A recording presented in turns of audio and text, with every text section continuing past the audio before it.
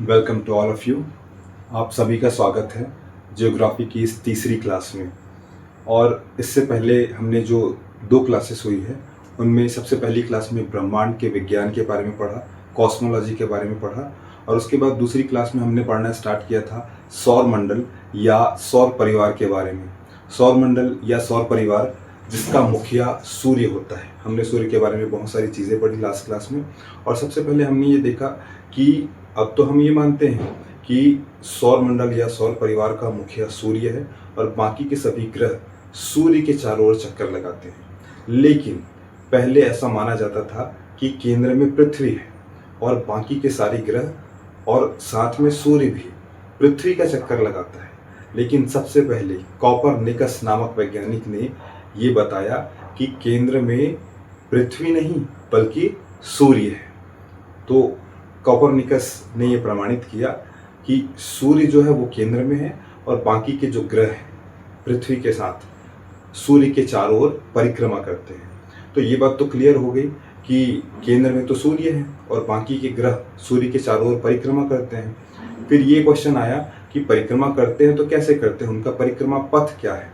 इसके लिए केपलर नामक एक वैज्ञानिक ने ग्रहों की गति संबंधी 3 नियम प्रस्तुत किए। और इस नियम में उन्होंने बताया, पहला उनका नियम था कक्ष का नियम। और कक्ष का नियम ये बताता है कि जो ग्रह हैं वो सूर्य के चारों ओर परिक्रमा करते हैं, लेकिन उनका जो परिक्रमा पथ है वह दीर्घवृत्ताकार होता है। दीर्घवृत्त जिसके 2 केंद्र होते हैं, दोनों में से किसी एक केंद्र पर स्थित होता है सूर्य, और उसके चारों ओर दीर्घवृत्ताकार कक्ष में या पथ में जो ग्रह हैं वो सूर्य की परिक्रमा करते हैं। और इसके बाद फिर हमने दूसरा नियम देखा क्षेत्रफल का नियम, और तीसरा नियम था आवर्तकाल का नियम। ये सारी चीज़ें हम लास्ट क्लास में पढ़ चुके हैं। और साथ ही हमने ये भी देखा है कि जो हमारा सूर्य है वो हमारी आकाशगंगा, जिसका नाम मिल्की वे या दुध मेखला है, उसके केंद्र से 25,000 प्रकाश वर्ष की दूरी पर है। और हमारे सूर्य को हमारी आकाशगंगा के केंद्र के चारों ओर एक चक्कर पूरा करने में 25 करोड़ वर्ष लगते हैं, जिसे हम एक ब्रह्मांड वर्ष या 1 कॉस्मिक ईयर के नाम से भी जानते हैं। तो ये सारी चीज़ें हम लास्ट क्लास में देख लिए थे। आज चलिए हम आगे बढ़ते हैं। सूर्य के बारे में हमने पढ़ चुका था। सूर्य जो सौर परिवार का मुखिया है वो हमने देख लिया। और फिर हमने देखा था कि सौर परिवार में सूर्य के अलावा ग्रह होते हैं, उपग्रह होते हैं, क्षुद्र ग्रह होते हैं, धूमकेतु होते हैं, और उल्का एवं उल्कास्म जो हैं इनके बारे में भी हम इस टॉपिक के अंतर्गत पढ़ेंगे। तो सूर्य के बारे में तो हमने पढ़ लिया है। आज की क्लास में हम पढ़ेंगे ग्रहों के बारे में। तो चलिए सबसे पहले हम ये जानते हैं कि ग्रह कैसे कहेंगे। तो नॉर्मली हम ये कह सकते हैं कि वे पिंड जो सूर्य के चारों ओर परिक्रमा करते हैं उन्हें हम ग्रह कहते हैं।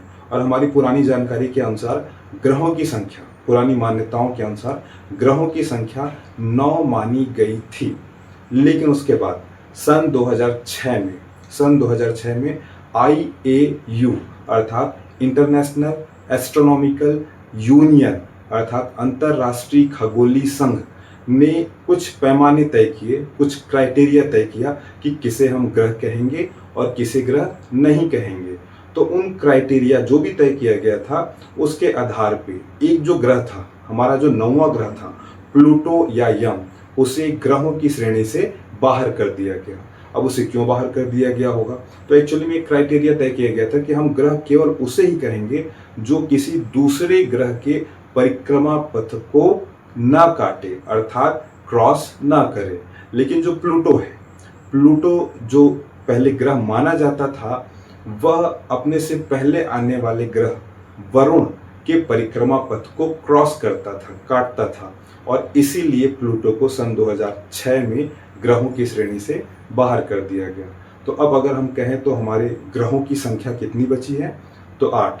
तो हमारे सूर्य के चारों ओर चक्कर लगाने वाले पिंड जिन्हें ग्रहों की संख्या दी गई है उनकी संख्या है 8। चलिए सबसे पहले हम उनका नाम देख लेते हैं, और हम उनका नाम देखेंगे सूर्य के बाद उनका जो क्रम है इस आधार पे।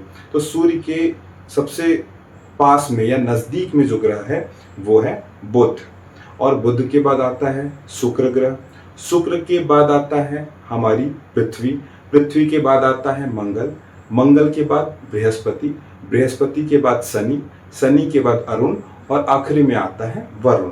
तो ये है सूर्य से ग्रहों का क्रम। तो ये 8 ग्रह हैं जिनके बारे में हमें पढ़ना है। तो आइए चलिए आज स्टार्ट करते हैं और सबसे पहले ग्रह बुध के बारे में हम पढ़ना स्टार्ट करेंगे। बुध, जिसे अंग्रेजी में कहा जाता है मर्क्यूरी। तो बुध के बारे में क्या खास बात है? तो सबसे पहले यही खास बात, सबसे पहले यही इंपॉर्टेंट कि सूर्य के सबसे नज़दीक का ग्रह कौन सा है? बुध है। और क्या खास है इसके बारे में? तो बुध सबसे छोटा ग्रह है, इसका साइज सबसे छोटा है ना। तो इससे क्या होता है कि उसका साइज छोटा है, इसलिए उसका द्रव्यमान भी कम होता है। और द्रव्यमान कम होने से क्या होता है? उसकी गुरुत्वाकर्षण शक्ति कम होती है। गुरुत्वाकर्षण शक्ति से क्या तात्पर्य है? किसी भी वस्तु को खींच कर रखने की जो ताकत है वो बुध की कम होती है। इसीलिए जैसे कि क्या होता है कि जैसे अभी हम पृथ्वी पे हैं, है ना, तो पृथ्वी पे यदि मैं ये जो मार्कर है इसको मैं ऊपर उछाला तो वो नीचे आ गया। क्यों नीचे आ गया? क्योंकि पृथ्वी इसे अपनी तरफ खींच रही है। पृथ्वी के पास ये ताकत है कि वो हर पिंड को अपनी तरफ खींच सके, है ना। जैसे कि चंद्रमा को वो बांध के रखे हुई है, लेकिन यही ताकत बुध के पास नहीं है, या है लेकिन कम है। और इतनी कम है कि वो हवा को भी पकड़ के नहीं रख सकती। इसलिए हवा अर्थात वायु या बादल, इनको भी बुध पकड़ के नहीं रख सकता। इसलिए बुध में वायुमंडल नहीं पाया जाता। अब बताइए, बुध जब हवा को ही, वायु को ही, गैस के अणुओं को ही पकड़ के नहीं रख सकता, तो क्या वो किसी पिंड को पकड़ के रख पाएगा अपनी गुरुत्वाकर्षण शक्ति के अंदर? नहीं। तो बुध का ना ही कोई वायुमंडल होता है और बुध का ना ही कोई उपग्रह होता है। और इसके बाद हम कुछ और चीज़ें देखते हैं बुध के बारे में। तो बुध जो है वो सूर्य के चक्कर लगा रहा है। तो बुध को सूर्य के चक्कर लगाने में कितना समय लगता है? जैसे कि हम जानते हैं हमारी पृथ्वी के बारे में कि हमारी पृथ्वी को सूर्य के चारों ओर चक्कर लगाने में कितना समय लगता है? 365 दिन लगभग। लेकिन बुध चूंकि सूर्य के सबसे नज़दीक है, इसलिए बुध को सूर्य का एक चक्कर लगाने में केवल 88 दिन लगते हैं। तो बुध जो है वो केवल 88 दिन में सूर्य का एक चक्कर लगा लेता है।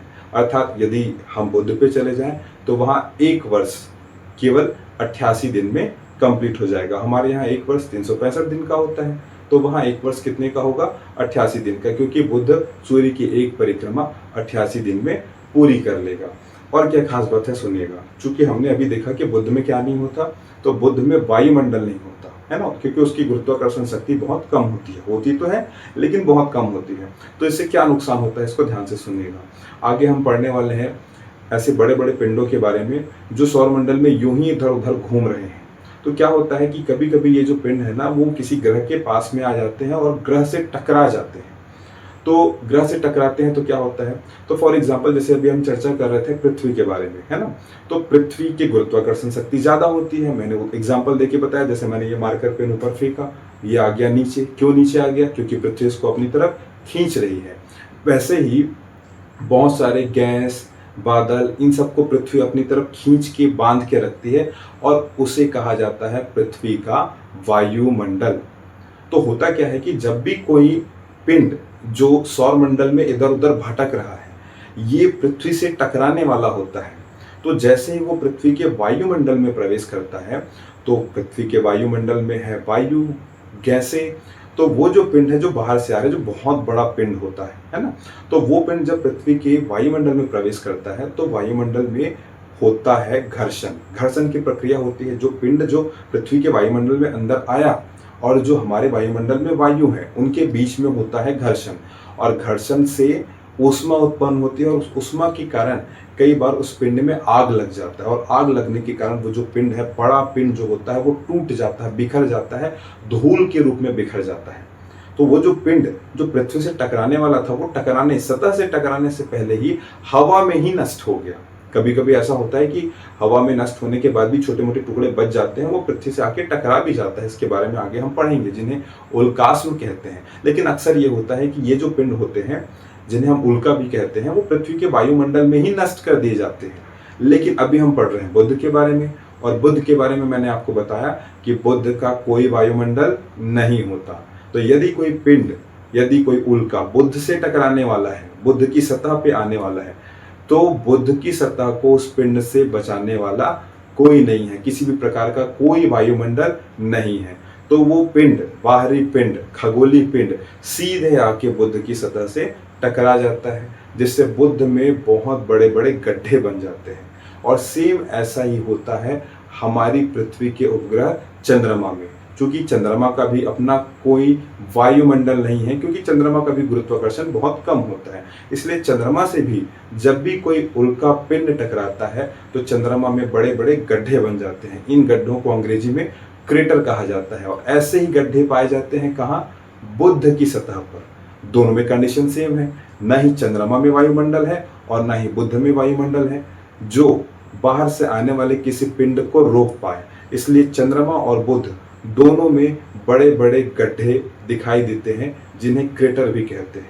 तो बुध की सतह और चंद्रमा की सतह में ये साम्यता हमें देखने को मिलते हैं। तो ये सारी इंपॉर्टेंट चीजें हमने देखा बुध के बारे में। एक दो और चीजें हैं जो हम देखेंगे। तो बुध में क्या होता है, चूंकि वायुमंडल नहीं है, इसका एक और नुकसान होता है बुध ग्रह में। वो क्या है कि चूंकि वायुमंडल होता है तो क्या होता है, फॉर एग्जाम्पल हमारी धरती है ना, हमारी धरती या पृथ्वी से हम कंपेयर करके समझते हैं। तो हमारी पृथ्वी में हमने पढ़ा है कि पृथ्वी के वायुमंडल का कंपोजिशन है ना, तो पृथ्वी के वायुमंडल में हम देखते हैं कि 0.03% कार्बन डाइऑक्साइड होता है। तो इससे क्या इफेक्ट होता है, तो कार्बन डाइऑक्साइड क्या करता है, कार्बन डाइऑक्साइड ना, जैसे दिन का टाइम है तो सूर्य की रोशनी आ रही है, सूर्य का ताप आ रहा है, सूर्य की ऊष्मा आ रही है, तो वायुमंडल में जो कार्बन डाइऑक्साइड है वो थोड़ी बहुत मात्रा में, जितना कार्बन डाइऑक्साइड की मात्रा है उतनी मात्रा में ऊष्मा को अवशोषित करके रख लेता है, या यूं कहें कि वो ट्रैप कर लेता है ना। अब क्या होगा कि जब रात होगा तो सूर्य की किरणें तो है नहीं, लेकिन वो जो ऊष्मा जो ट्रैप की गई है कार्बन डाइऑक्साइड के द्वारा, उसके कारण हमारी पृथ्वी रात में भी गर्म होती है। गर्म कहने का मतलब है, फॉर एग्जांपल गर्मी के दिनों में हमारी पृथ्वी का सतह का टेम्परेचर जो है वो 40-45 डिग्री तक पहुंच जाता है, स्पेशली भारत के आसपास की बात करें, भारत की बात करें तो। लेकिन क्या रात में पृथ्वी का टेम्परेचर, या यूं कहें कि भारत का टेम्परेचर, क्या रात में 0 डिग्री हो जाता है या माइनस में चले जाता है? क्या नहीं जाता। क्यों नहीं जाता? क्योंकि हमारे पृथ्वी के वायुमंडल में कार्बन डाइऑक्साइड पाई जाती है, और वह कार्बन डाइऑक्साइड सूर्य की ऊष्मा जो दिन में हमें प्राप्त हो रही है उसे अवशोषित करके रखता है, और वही अवशोषित ऊष्मा रात के समय में पृथ्वी के तापमान को नियंत्रित रखती है, बहुत ज्यादा कम नहीं होने देती। दिन में अगर 40-42 डिग्री सेंटीग्रेड है तो रात में 30-35 या ज्यादा से ज्यादा 20 या 25 के आसपास टेम्परेचर डाउन होगा, इससे ज्यादा डाउन नहीं होगा। तो हमारे यहाँ दिन और रात के तापमान में ज्यादा अंतर देखने को नहीं मिलता है, क्योंकि हमारे पृथ्वी के वायुमंडल में है कार्बन डाइऑक्साइड जो ऊष्मा को अवशोषित करके रखता है। लेकिन यही वायुमंडल कहाँ नहीं पाया जाता? बुध ग्रह में। तो चूंकि बुध ग्रह में वायुमंडल नहीं पाया जाता, इसलिए दिन के समय में तो भारी गर्मी पड़ती है, लगभग 400-450 डिग्री सेंटीग्रेड तक टेम्परेचर हो जाता है बुध ग्रह में दिन के समय में। लेकिन जैसे ही रात हुई तो सूर्य की किरण आ ही नहीं रही है, और यहाँ पे वायुमंडल तो है नहीं, वायुमंडल नहीं है इसलिए कार्बन डाइऑक्साइड नहीं है, कार्बन डाइऑक्साइड नहीं है इसलिए ऊष्मा को ट्रैप करके नहीं रखा गया है, अवशोषित करके नहीं रखा गया है। इसलिए रात में बुध में टेम्परेचर माइनस में चले जाता है, और इसीलिए बुध एक ऐसा ग्रह है जहां दिन और रात के तापमान में बहुत बड़ा अंतर है, बहुत बड़ा अंतर होता है। दिन में तापमान 400-450 डिग्री तक मिलेगा आपको, लेकिन रात में तापमान माइनस में मिलेगा, शून्य से भी कम मिलेगा। तो ये बड़ा पॉइंट बुध के संबंध में, कि बुध में चूंकि वायुमंडल नहीं होता, इसके पीछे कारण क्या है? क्योंकि बुध में वायुमंडल नहीं होता, वायुमंडल नहीं है इसलिए कार्बन डाइऑक्साइड नहीं है। कार्बन डाइऑक्साइड जो ऊष्मा को अवशोषित करके रखती है, उसके इस गुण को कहा जाता है ग्रीन हाउस इफेक्ट या ग्रीन हाउस प्रभाव। तो ये जो ग्रीन हाउस इफेक्ट है ये तो बुध में होता ही नहीं है, क्योंकि वहां वायुमंडल नहीं है, इसलिए उसके दिन और रात के तापमान में बहुत ज्यादा अंतर देखने को मिलता है। तो ये सारी चीजें हमने देखी बुध के बारे में, जो बहुत ज्यादा इंपॉर्टेंट थी, एग्जाम में पूछी जा सकती है। आइए अब हम आगे बढ़ते हैं, और बुध के बाद फिर आगे हम आते हैं शुक्र ग्रह पे। शुक्र ग्रह जिसे अंग्रेजी में कहा जाता है वीनस। अब शुक्र के बारे में क्या खासियत है कि सबसे पहले तो ये कि ये सूर्य के क्रम में, ऑर्डर में हम देखें, सूर्य की तरफ से ऑर्डर में देखें तो ये दूसरे क्रम पे आता है, दूसरे ऑर्डर पे आता है ना, दूसरा ग्रह है। और उसके बाद फिर हम ये देखेंगे शुक्र के बारे में कि देखो शुक्र के बाद आने वाली है हमारी पृथ्वी, पृथ्वी के बाद क्या है? मंगल, है ना।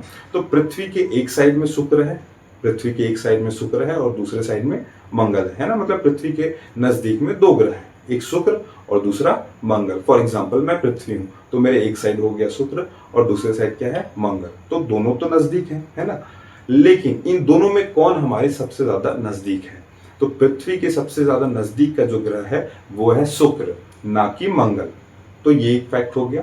उसके बाद फिर दूसरा फैक्ट ये है कि जो पृथ्वी है और जो शुक्र है जिसके बारे में हम अभी फिलहाल पढ़ रहे हैं, तो ये दोनों का जो आकार है वो लगभग एक जैसा है। और दोनों का आकार लगभग एक जैसा होने के कारण ये लगभग एक जैसे दिखते हैं, इसलिए इन्हें जुड़वा ग्रह या ट्विन प्लैनेट या युग्म ग्रह भी कह दिया जाता है। या इस प्रकार से भी कह सकते हैं कि शुक्र पृथ्वी की जुड़वा बहन है या पृथ्वी शुक्र की जुड़वा बहन है। तो ये फैक्ट बहुत इंपॉर्टेंट हो गया शुक्र का, है ना। आपको पूछा जा सकता है कि जुड़वा ग्रह कौन कौन से हैं, तो जुड़वा ग्रह पृथ्वी और शुक्र। चलिए आइए इसके बाद एक नई चीज देखते हैं शुक्र के बारे में। तो एक्चुअली में होता क्या है कि सभी ग्रह जो हैं वो सूर्य की परिक्रमा कर रहे हैं। और नॉर्मली जितने भी ग्रह हैं वो सूर्य की जब परिक्रमा कर रहा होता है कि सभी ग्रह सूर्य की परिक्रमा करने के साथ साथ अपने अक्ष की भी परिक्रमा करते हैं, अपने अक्ष के चारों ओर भी घूमते हैं, है ना। तो नॉर्मली क्या होता है कि जितने भी जो ग्रह होते हैं वो अपने अक्ष के चारों ओर पश्चिम से पूर्व की ओर घूमते हैं। लेकिन केवल दो ऐसे ग्रह हैं जो पश्चिम से पूर्व की ओर ना घूमकर पूर्व से पश्चिम की ओर घूमते हैं। ये दो ग्रह हैं शुक्र और अरुण। तो अपनी धुरी पर पश्चिम से पूर्व की ओर न घूमकर पूर्व से पश्चिम की ओर घूमने का क्या इफेक्ट पड़ता है? तो इससे क्या होता है कि शुक्र ग्रह और अरुण ग्रह जो बाकी ग्रहों से जस्ट अपोजिट पूर्व से पश्चिम की ओर अपनी धुरी के चारों ओर परिक्रमा करते हैं, यहां सूर्य पश्चिम से उगता है। अभी कैसा होता है हम समझने का प्रयास करते हैं। तो फॉर एग्जांपल मैं ये एक बॉल ले लिया, ठीक है, ये एक बॉल है और इसको हम मान लेते हैं कि ये शुक्र ग्रह है। और सबसे पहले हमें डायरेक्शन पता होना चाहिए कि हम डायरेक्शन कैसे लेते हैं। तो ऊपर हम लेते हैं उत्तर, नीचे लेते हैं दक्षिण, एक साइड हम लेते हैं पूर्व और एक साइड लेते हैं पश्चिम। चलिए मैं यहाँ पे भी ड्रॉ कर देता हूँ। तो ये मैंने यहाँ पे डायरेक्शन बना दिया। ये ऊपर में हो गया नॉर्थ, नीचे में साउथ। ये वाला साइड हो गया ईस्ट अर्थात पूर्व, और सेकंड साइड हो गया वेस्ट अर्थात पश्चिम।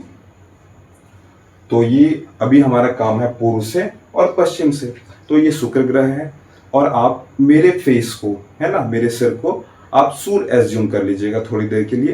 तो ये जो शुक्र है वो सूर्य के चारों ओर तो घूम ही रहा है, लेकिन साथ में अपने अक्ष अपनी धुरी पे भी घूम रहा है ना। अब पहले ये देख लीजिएगा, ये ईस्ट साइड है और ये वेस्ट साइड है, ठीक है।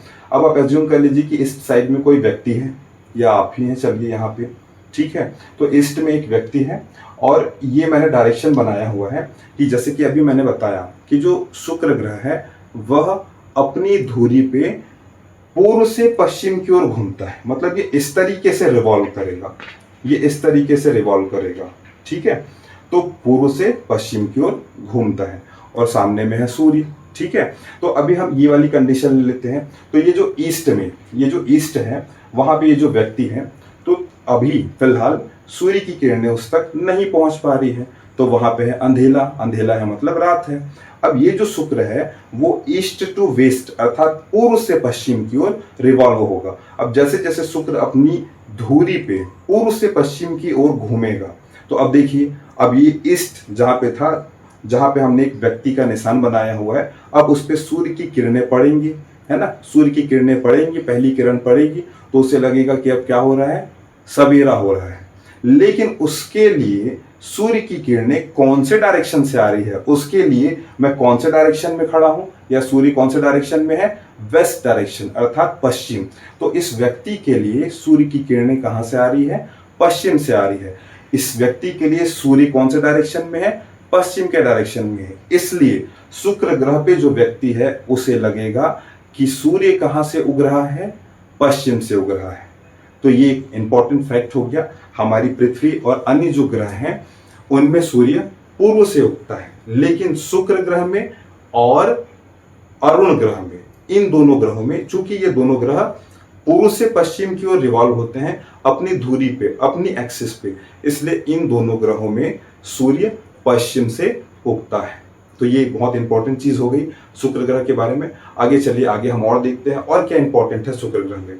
अब देखिए क्या होता है कि शुक्र ग्रह का साइज थोड़ा बड़ा हो गया एज कंपेयर टू बुध, तो उससे क्या होता है कि उसकी गुरुत्वाकर्षण शक्ति थोड़ी बढ़ जाती है। गुरुत्वाकर्षण शक्ति बढ़ जाने से क्या होता है, अब वो कुछ चीजों को पकड़ के रख सकता है ना, अपने अंदर होल्ड करके रख सकता है। तो अब उसका वायुमंडल पाया जाता है, जो बुध का नहीं पाया जाता। बुध में कोई वायुमंडल नहीं होता, लेकिन शुक्र ग्रह की चूंकि गुरुत्वाकर्षण शक्ति थोड़ी बहुत बढ़ चुकी है, इसलिए अब वो गैसों को, हवा को, धूल को पकड़ के रख सकता है। तो इसलिए शुक्र ग्रह में वायुमंडल पाया जाता है, ये एक खास बात हो गई। और उसके बाद फिर हम एक चीज और देखेंगे कि शुक्र ग्रह के वायुमंडल में H2SO4 अर्थात सल्फ्यूरिक अम्ल, ये हमने यहाँ पे लिखा हुआ है H2SO4 अर्थात सल्फ्यूरिक अम्ल के बादल पाए जाते हैं। अब ये जो सल्फ्यूरिक अम्ल के बादल पाए जाते हैं, उससे दो इफेक्ट देखने को मिलता है। क्या क्या इफेक्ट होता है, ध्यान से सुनिएगा। H2SO4 के बादल होने के कारण शुक्र जो ग्रह है उसके वायुमंडल में प्रेशर बहुत ज्यादा हाई हो जाता है, वायुमंडल में प्रेशर बहुत ज्यादा बढ़ जाता है। और प्रेशर बहुत ज्यादा होने के कारण, शुक्र के वायुमंडल में प्रेशर अर्थात दाब बहुत अधिक होने के कारण शुक्र को हम प्रेशर कुकर के नाम से भी जानते हैं। ठीक है, तो शुक्र को हम किस नाम से जानेंगे, प्रेशर कुकर के नाम से। और प्रेशर कुकर उसको किसके इफेक्ट के कारण कहा गया, तो H2SO4 के बादलों के कारण, H2SO4 के कारण प्रेशर बढ़ गया, इसलिए शुक्र को हमने कहा प्रेशर कुकर। और ये H2SO4 एक और इफेक्ट दिखाता है, H2SO4 के बादलों के कारण जो शुक्र ग्रह है वो बहुत ज्यादा चमकता है, और बहुत ज्यादा चमकने के कारण सबसे चमकदार ग्रह इसे कहा जाता है, शुक्र ग्रह को माना जाता है। और इस आधार पर इसे एक और संज्ञा दी गई है, और शुक्र को कहा जाता है सौंदर्य की देवी, जो हमने यहाँ पे लिख रखा है। और इसके बाद फिर एक और इफेक्ट है, एक और इंपॉर्टेंट फैक्ट है शुक्र ग्रह के बारे में, कि जो शुक्र ग्रह है वो सुबह होने से पहले पूर्व दिशा में, और शाम होने से पहले, शाम होने के बाद ये आपको आकाश में दिखाई देगा। इसलिए चूंकि ये सुबह भी दिखाई देता है और शाम को भी दिखाई देता है, इसलिए इसे हम भोर का तारा एवं सांझ का तारा भी कहते हैं। तो ये एक और इंपॉर्टेंट इफेक्ट हो गया शुक्र ग्रह के बारे में। फिर इसके बाद एक और हम इंपॉर्टेंट फैक्ट देखेंगे शुक्र ग्रह के बारे में, वो ये है कि चूंकि जैसे कि अभी हमने देखा कि शुक्र ग्रह में वायुमंडल पाया जाता है, और एक खास बात कि इसमें वायुमंडल पाया जाता है सो ठीक, लेकिन इसमें कार्बन डाइऑक्साइड की मात्रा बहुत ज्यादा होती है, लगभग 96%। अब बताइए, अभी हमने देखा था कि पृथ्वी में कार्बन डाइऑक्साइड केवल 0.03%, जिसके कारण रात में भी पृथ्वी का टेम्परेचर मेंटेन रहता है, केवल 0.03% कार्बन डाइऑक्साइड के कारण। लेकिन शुक्र ग्रह में 95 to 96% कार्बन डाइऑक्साइड पाया जाता है उसके वायुमंडल में। अब सोचिए, इतना सारा कार्बन डाइऑक्साइड कितनी ज्यादा ऊष्मा को अवशोषित करके रखेगा। इसलिए है ना, क्या होता है कि दिन में तो वैसे भी शुक्र जो है वो सेकंड नंबर पे है सूर्य से, इसलिए दिन में भी टेम्परेचर ज्यादा है, 400 450 डिग्री सेंटीग्रेड तक है। और वो जो टेम्परेचर, वो जो ऊष्मा आई दिन में, वो पूरी ट्रैप हो गई, कार्बन डाइऑक्साइड ने उसे ट्रैप कर लिया, अवशोषित कर लिया, पकड़ के रख लिया। इसलिए रात में भी टेम्परेचर शुक्र ग्रह में बहुत ज्यादा कम नहीं होता, या यूं कहें कि बहुत ज्यादा अंतर नहीं आता, या बिल्कुल भी अंतर नहीं आता। इसलिए शुक्र ग्रह एक ऐसा ग्रह है जहां दिन और रात के तापमान में बहुत कम अंतर देखने को मिलता है। कारण है उसके वायुमंडल में कार्बन डाइऑक्साइड गैसों की अधिकता। और ये जस्ट बुध ग्रह के जस्ट अपोजिट है। बुध ग्रह में दिन और रात के तापमान में बहुत बड़ा अंतर देखने को मिलता है, दिन में 450 डिग्री सेंटीग्रेड तक, तो रात में माइनस तक चले जाता है। लेकिन शुक्र ग्रह में यदि दिन में 450 डिग्री सेंटीग्रेड है तो रात में 100-200 डिग्री सेंटीग्रेड कम हो जाएगा, ज्यादा अंतर देखने को नहीं मिलेगा, है ना, उतना भी अंतर देखने को नहीं मिलता है। तो यदि एग्जाम में क्वेश्चन आया कि कौन सा ऐसा ग्रह है जहां का औसत तापमान, औसत, अब एवरेज निकालेंगे, एवरेज कैसे निकालेंगे, दिन का और रात का ऐड करेंगे और उसको 2 से डिवाइड कर देंगे, तो जो औसत तापमान है वो सर्वाधिक आता है। कौन से ग्रह का, शुक्र ग्रह का। तो इस आधार पे अगर एग्जाम में क्वेश्चन आया कि कौन सा ग्रह है जिसका औसत तापमान सर्वाधिक होता है, तो वह ग्रह कौन सा है, हमारा शुक्र। तो ये सारी चीजें हो गई शुक्र ग्रह के बारे में, है ना। बहुत सारी चीजें जो इंपॉर्टेंट है वो हम यहाँ पे डिस्कस कर लिए शुक्र ग्रह के बारे में। सबसे ज्यादा इंपॉर्टेंट ये कि शुक्र ग्रह जो है वो अपने अक्ष या धुरी पे पूर्व से पश्चिम घूमता है, इसलिए यहाँ पे सूर्य कहाँ से उगता है, पश्चिम से उगता है। और ऐसा ही सेम और कौन से ग्रह के साथ होता है, अरुण ग्रह के साथ होता है। एस्ट्रोस्फीयर के बादलों के कारण इसे प्रेशर कुकर भी कहते हैं और इसी के कारण इसे सौंदर्य की देवी भी कहा जाता है। और पृथ्वी के जैसा आकार होने के कारण इसे जुड़वा ग्रह या ट्विन प्लैनेट या पृथ्वी की जुड़वा बहन भी कहा जाता है। तो ये सारी इंपॉर्टेंट चीजें हो गई शुक्र ग्रह के बारे में। आइए चलिए हम आगे बढ़ते हैं और शुक्र के बाद फिर आएगी हमारी पृथ्वी। तो पृथ्वी के बारे में आइए हम पढ़ते हैं और पृथ्वी के बारे में हम देखेंगे। तो यदि हम ऑर्डर के आधार पर देखें, दूरी के आधार पर देखें, तो सूर्य के बाद इसका जो क्रम है वो तीसरा है। लेकिन यदि हम आकार के आधार पर देखेंगे तो आकार के आधार पर जो हमारी पृथ्वी है वो 5वें क्रम पर आती है। अब इसके बाद एक और इंपॉर्टेंट चीज हम यहाँ पे देखेंगे कि सूर्य और पृथ्वी, क्योंकि हम पृथ्वी पर रहते हैं इसलिए थोड़ा डिटेल में इसके बारे में पढ़ेंगे, है ना। अभी थोड़ी बहुत चीजें हम देख लेते हैं, उसके बाद तो हमें पृथ्वी के बारे में ही पढ़ना है। तो सूर्य और पृथ्वी के बीच की दूरी कितनी है, तो सूर्य और पृथ्वी के बीच की जो दूरी है वो है लगभग 15 करोड़ किलोमीटर, है ना। और हमने लास्ट क्लास में देखा था कि इस 15 करोड़ किलोमीटर की दूरी को सूर्य से आने वाली प्रकाश या किरण केवल 8 मिनट में तय कर लेती है। मतलब 8 मिनट में सूर्य की किरण कहां तक पहुंच जाती है, पृथ्वी तक। अब हमारे लिए इंपॉर्टेंट चीज है कि सूर्य और पृथ्वी के बीच की जो दूरी है 15 करोड़ किलोमीटर, इसे एक मात्रक बना दिया गया है और 15 करोड़ किलोमीटर को कहा जाता है एक खगोलीय मात्रक। तो दूरी का एक नया मात्रक बन गया, है ना। एक खगोलीय मात्रक बराबर सूर्य और पृथ्वी के बीच की दूरी अर्थात 15 करोड़ किलोमीटर। चलिए आगे बढ़ते हैं और देखते हैं पृथ्वी के घनत्व के बारे में। तो पृथ्वी का घनत्व हम देखेंगे तो एक्चुअली में पृथ्वी का घनत्व कहीं कम है तो कहीं ज्यादा है। जैसे स्पेशली यदि हम पृथ्वी के केंद्र की बात करें या क्रोड की बात करें तो वहां पे घनत्व बहुत ज्यादा होता है, लेकिन कुछ जगहों पे या जैसे सतह हो गया तो वहां पे घनत्व कम होता है। इसलिए पृथ्वी का हम एवरेज घनत्व निकालते हैं, औसत घनत्व निकालते हैं। जहां पे ज्यादा है घनत्व, जहां पे कम है उनको ऐड करके उसे डिवाइड कर देते हैं, ठीक है। तो ऐसे यदि हम औसत घनत्व निकालें तो पृथ्वी का औसत घनत्व आता है 5.5 ग्राम पर सेंटीमीटर क्यूब, है ना। तो ये हो गया पृथ्वी का औसत घनत्व जो सभी ग्रहों में ज्यादा माना जाता है। आइए इसके बाद हम आगे बढ़ते हैं और हम देखेंगे अब मंगल ग्रह के बारे में। पृथ्वी के बारे में हम बाद में और पढ़ेंगे डिटेल में, क्योंकि आगे हमें पृथ्वी के बारे में ही पढ़ना है। नेक्स्ट हम पढ़ते हैं मंगल ग्रह के बारे में। मंगल ग्रह जिसे अंग्रेजी में क्या कहा जाता है, मार्स।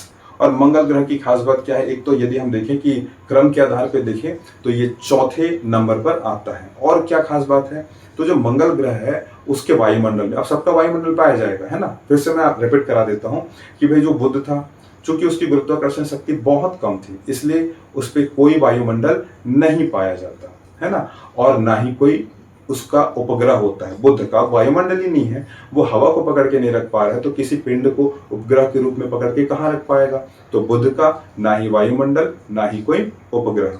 लेकिन शुक्र की गुरुत्वाकर्षण शक्ति थोड़ी बढ़ जाती है, इसलिए उसका वायुमंडल तो होता है लेकिन उपग्रह नहीं होता। इतना ज्यादा गुरुत्वाकर्षण शक्ति नहीं बढ़ा है शुक्र का कि वो किसी पिंड को पकड़ के रख पाए।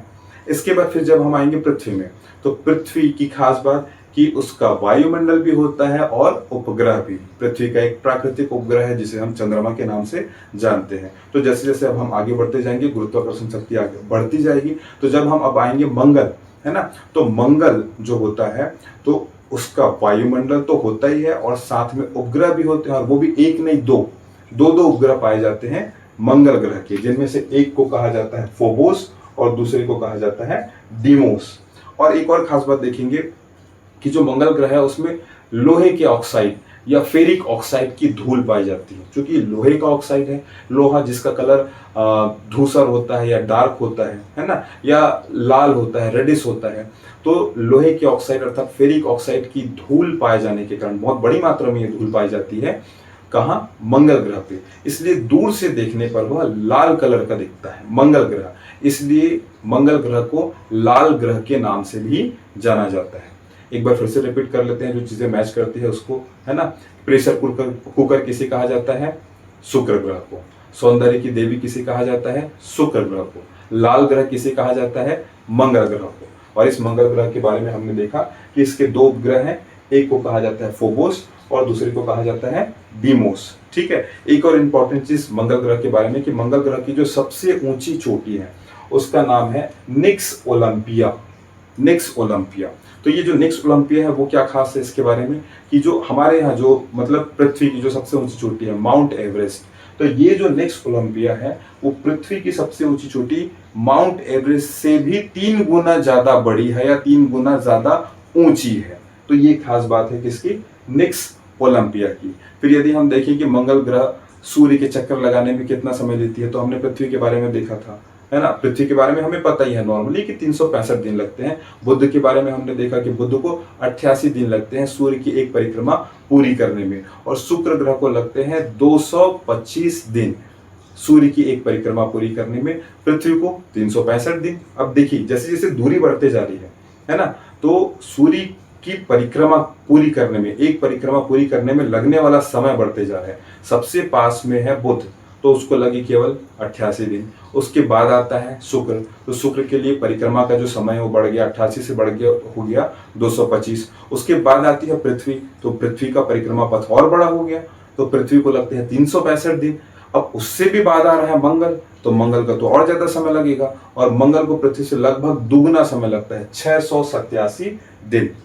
तो ये सारी खास बातें मंगल ग्रह के बारे में। एक और खास बात कि मंगल ग्रह में जीवन की संभावना तलाशी जा रही है, मतलब ऐसी उम्मीद की जा रही है कि यहाँ जीवन संभव है, और इस उम्मीद के साथ यहाँ कई अभियान किए जाते हैं। उनमें से एक अभियान जो भारत सरकार के द्वारा, भारत देश के द्वारा किया गया सन 2013 में, मंगल में एक यान भेजा गया और इस अभियान को नाम दिया गया मॉम, MOM मॉम, जिसका फुल फॉर्म होता है Mars orbit mission. Mars for Mangal, orbit मतलब कक्ष, और ये मिशन है ना, मतलब मंगल की कक्षा में एक उपग्रह या एक यान भेजा गया है ना, जिस अभियान को मॉम के नाम से जाना जाता है। यह अभियान इसरो के द्वारा संपन्न किया गया था और 5 नवंबर 2013 को इसे संपन्न किया गया था। और ये बहुत बड़ी उपलब्धि भारत की कि बाकी सारे देश भी मंगल के लिए अभियान करते हैं, लेकिन कोई एक बार में या पहली बार में सफल नहीं हो पाया। लेकिन भारत एक ऐसा देश है जो पहली बार में ही मंगलयान मिशन में सफल हो गया। तो ये सारी चीजें इन कुछ ग्रहों के बारे में। धन्यवाद।